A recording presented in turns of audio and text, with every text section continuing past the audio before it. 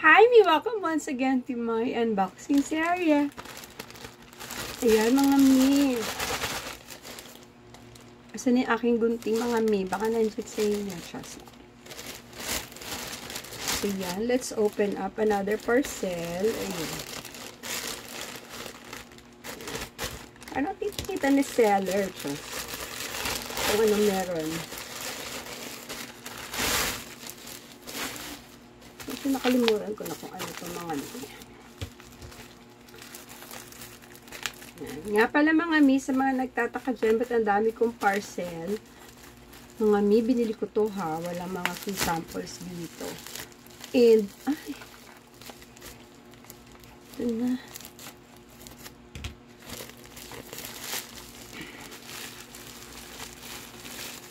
Ay, ang ganda.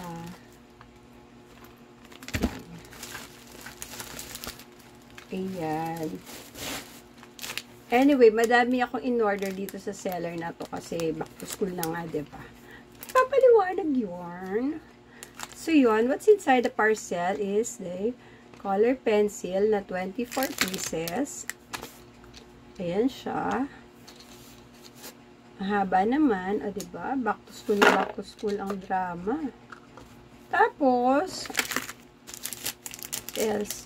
Etong mga highlighter, diba? Kasi kailangan natin mga ganito para sa paperworks or sa mga schoolworks ng ating mga junakis pag nag-aaral sila.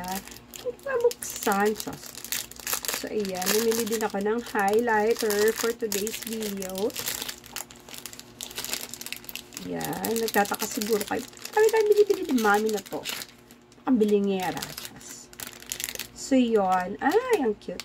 So, yan, ilang piraso to? 2, 4, 6 pieces. Iba't ibang colors na mga highlighters. Ayan. So, what I like about this highlighter is, ayan, ito yung kanya thickness. Ayan. Tapos, kabila naman is pointy. O, diba? Dalawang thickness. So, mas madali nang mag-shade pag nagre-review yung ating mga bagets.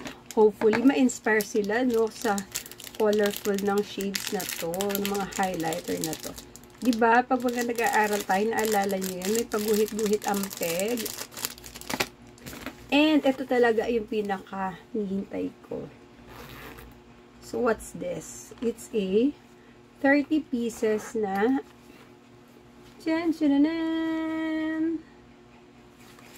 let's see. 30 pieces na siya mga mi. Hindi to lipstick. How I wish lipstick sila. Pero these are colored markers. Ayan. So again, dalawa din ang kanyang tip. Isang thin at saka isang ang tawag doon? Broad. Yun ang tawag. So this is bagong-bago pa. Ayan ang kapal niya, oh.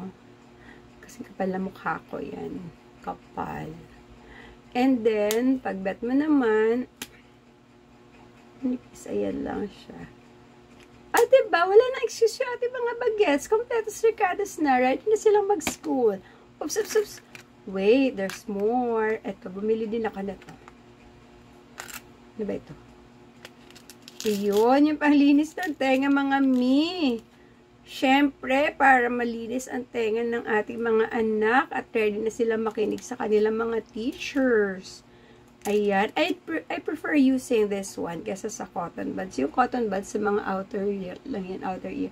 Pero this one sa mga inner ear, ginagamit ko. Pero with caution, ha. So, yun lang mga mi, ang haba na ng video na to. Get yours now. Ilalagay ko yung link sa yellow basket. Okay?